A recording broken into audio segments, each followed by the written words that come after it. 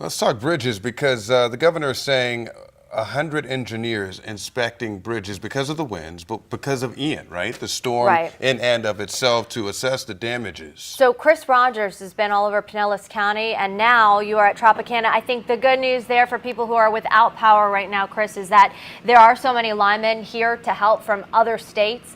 We need all the help we can get when it comes to those power numbers, the outages.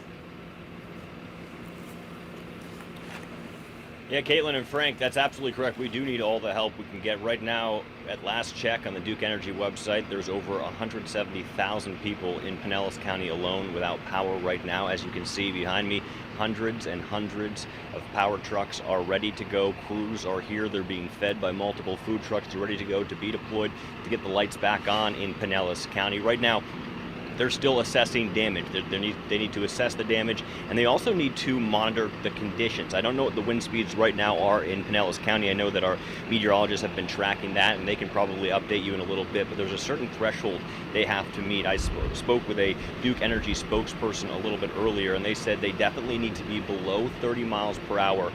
Those gusts need to be below 30 miles per hour before it's safe for crews to be up in the buckets. Understandably, you wouldn't want them up there in dangerous and windy conditions. But right now, they need to assess the damage, they need to assess the conditions, and then they will deploy all of these trucks across Pinellas County. This is a scene that is going to be similar, I'm sure, in Hillsborough County as well, as most of the damage has been looked at right now. We've shown you damage throughout the morning.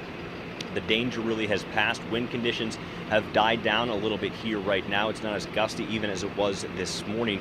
So the name of the game right now, get the lights back on. This was a huge issue back in Irma. It took a long time to get some of those lights back on. We spoke with Pinellas and Hillsborough County officials before the storm hit, and they said they had a good plan in place to get the lights back on in the most efficient, effective, and quick way possible. So we'll see what ends up being the case this time in terms of timing of turning power back on. But we've spoken to you all morning long and throughout the day yesterday. There certainly is a lot of wind damage across Pinellas County. Of course, we didn't get the brunt of it here in this area, but we saw down power lines all morning long, multiple down power lines. Just driving through St. Petersburg, as we did extensively, we hit most streets in the downtown area.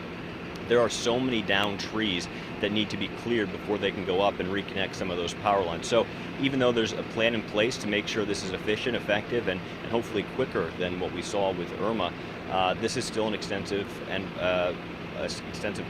process, with a lot of moving parts and a lot of things that need to be checked off the list before crews can get up in those buckets and start turning lights back on in homes. I know that there's 170,000 people plus that are waiting with bated breath right now. Some of them potentially have left the area and are waiting to come back when the power comes back on. Some of them chose to stay here. And of course, it's not easy living without the lights. Our lights have not been on in St. Petersburg at our hotel location for the past couple of days, and it certainly is something that changes quality of life. So this is something that these crews will be working hard to do over the next couple of days, weeks, and potentially even months.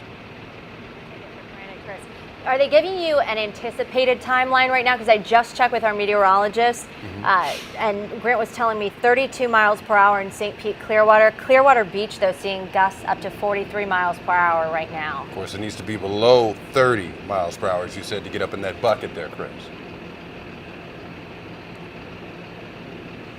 Yeah, guys, so I spoke with the Duke Energy spokesperson, and I asked for a timeline. They said, and this was about an hour ago, they said no clear timeline right now. They really do need to get out there and assess the damage, assess the situation.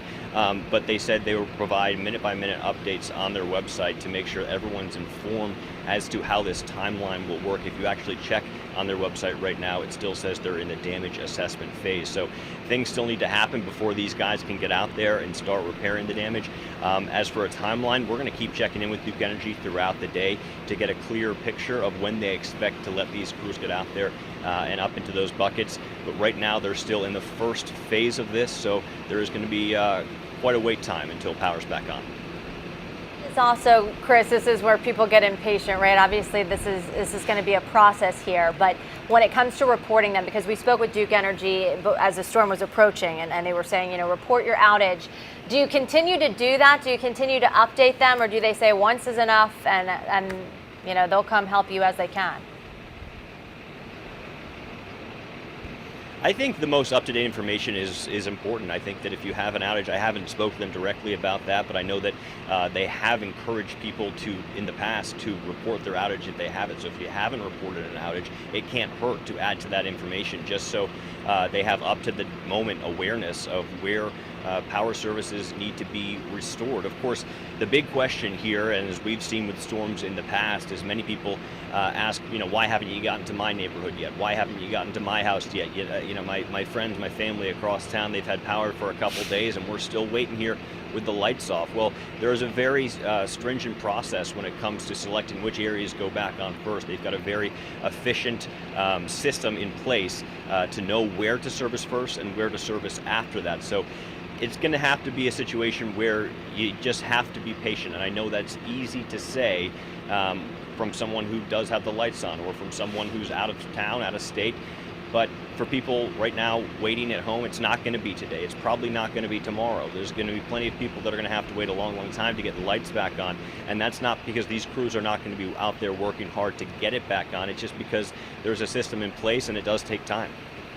Thank you so much. Of course, it definitely feels encouraging at least to see all the manpower behind you there lined up and at least ready to go when it is safe.